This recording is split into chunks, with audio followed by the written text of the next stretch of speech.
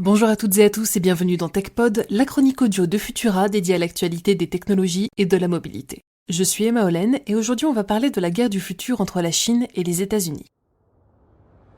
Vous l'avez peut-être remarqué, les relations ne sont pas exactement au beau fixe entre Taïwan et la Chine et les États-Unis. Comme si l'ambiance anxiogène de l'invasion russe en Ukraine n'était pas suffisante, un nouveau vent de tension se met à souffler du côté de la mer de Chine méridionale. Et il est également question d'une invasion, celle de Taïwan par la Chine. Une manœuvre que les États-Unis ne comptent pas laisser faire. Récemment, les Chinois ont eu l'occasion d'apercevoir un destroyer américain dans le détroit de Taïwan. Une véritable provocation selon la Chine, ce à quoi Washington rétorque que oui, il y a un navire de guerre en balade, mais c'est seulement parce qu'il y a un porte-avions chinois dans le détroit. Bref, ça chauffe et c'est vraiment pas le moment. Chez les Américains, le mercure monte vite et on s'imagine déjà que l'invasion chinoise n'est qu'une affaire de jours ou de semaines. Histoire de ne pas être pris au dépourvu, les militaires américains ont commencé à mener toutes sortes de simulations pour tester différents scénarios de défense de Taïwan contre une telle invasion. Et de son côté, l'institution de conseil de l'armée américaine baptisée Rand Corporation planche depuis déjà 2 ans sur l'utilisation de drones destinés à intervenir dans ce type de situation.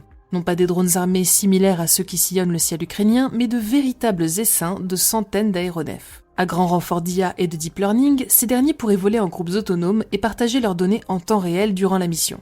Grâce à ces nuées de petits appareils, pas besoin d'aller risquer la casse d'un F-35 à 145 millions d'euros et la vie de son pilote. Les drones pourraient s'approcher des cibles à atteindre, les identifier et les frapper directement, ou bien renvoyer les données d'acquisition de la cible au pilote de l'avion furtif et lui permettre de remplir sa mission avec un maximum de sécurité et d'information. Il n'aurait plus qu'à presser la gâchette à distance pour détruire la position ennemie. Avec leur communication en réseau, ces drones permettraient d'identifier l'endroit le plus efficace pour réaliser une frappe fatale d'un seul tir sur la coque d'un bateau. Dans un autre scénario, ces drones pourraient recourir au brouillage pour réduire à néant l'efficacité des missiles solaires ou encore se faire passer pour des avions de combat. En s'attirant un maximum des tirs, ils serviraient non seulement à gaspiller les munitions de l'ennemi, mais permettraient aussi de faire distraction afin que les précieux F-35 puissent s'approcher tranquillement de leur cible sans craindre la destruction. Et parce que le brouillage marche dans les deux sens, les militaires américains comptent sur la fameuse bande 5G pour garantir le maintien des communications entre les drones et leur base. Bon, tout ça est plutôt impressionnant, mais vous vous en doutez, l'armée chinoise ne sait pas tourner les pouces pendant que les États-Unis planchaient sur leurs essaims de drones. De récentes annonces nous montrent qu'elle s'est aussi penchée sur cette stratégie, et ce probablement avec des avancées bien supérieures à celles de l'US Navy.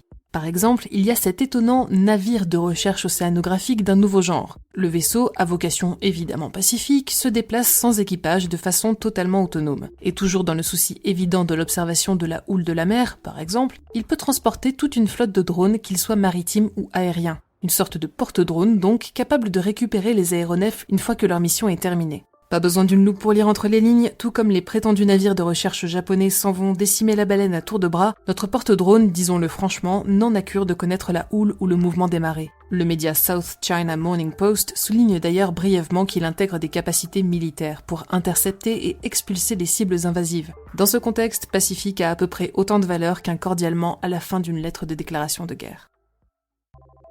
Merci d'avoir suivi cet épisode de TechPod. Si le sujet vous intéresse, je vous recommande notre dernier épisode de la santé sur écoute où Julie Carne vous parlera de l'anxiété de guerre, un phénomène de santé bien réel qui survient lorsqu'on est exposé à des actualités comme celles que nous venons d'aborder. Pour ne rien manquer de cette chronique, de l'actualité technologique ou encore de l'actualité scientifique, je vous invite à suivre Fil de Science et nos autres podcasts sur vos apps audio préférés. Pour le reste, on se retrouve mercredi prochain pour toujours plus d'actualités technologiques et d'ici là, bonne semaine à toutes et tous.